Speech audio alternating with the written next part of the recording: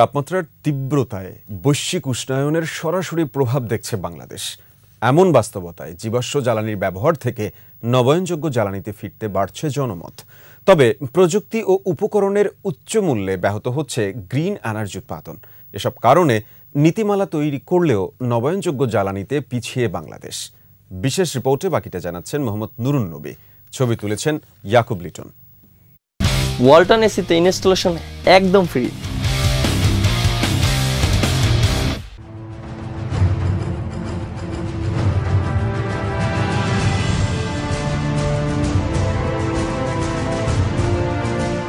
Carbon গ্যাসের শক্তিশালী স্তর সূর্যের তাপ ফিরতে দিচ্ছে না বায়ুমণ্ডলে।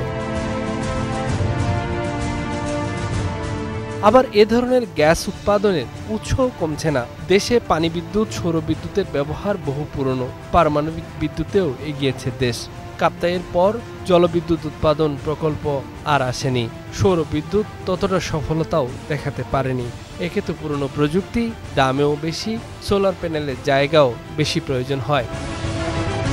দেরিতে হলেও অনশোর বা স্থলভাগে কমপক্ষে 10টি বায়ুবিদ্যুৎ কেন্দ্র নির্মাণ চলমান, কিন্তু সমুদ্রবুকে বা অফশোরে সম্ভাবনা সত্ত্বেও তেমন চেষ্টা নেই।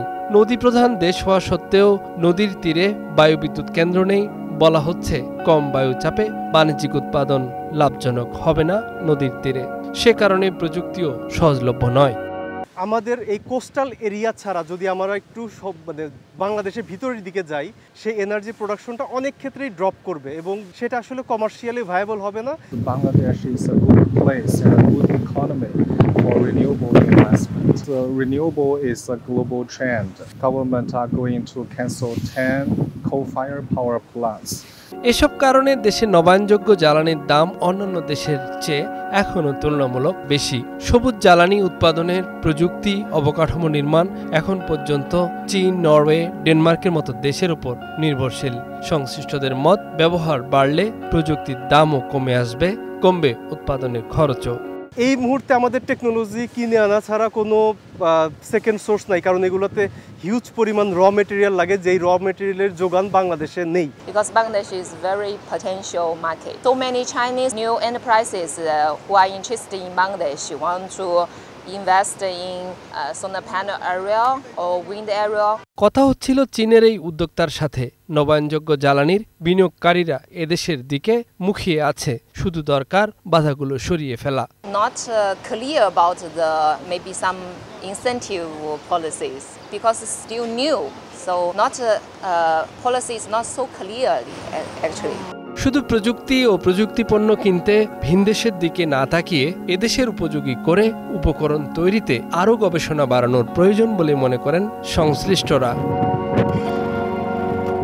কয়লা, তেল, এলএনজির মতো জীবাশ্ম জ্বালানিগুলোই মূলত বিদ্যুৎ উৎপাদনের এখন পর্যন্ত সবচেয়ে বড় উৎস, কিন্তু এই উৎসগুলো গ্রিনহাউস গ্যাস নির্গমনের জন্য দায়ী, যার কারণে আমরা অব্যাহতভাবে দাবদাহের মতো ঘটনা দেখি।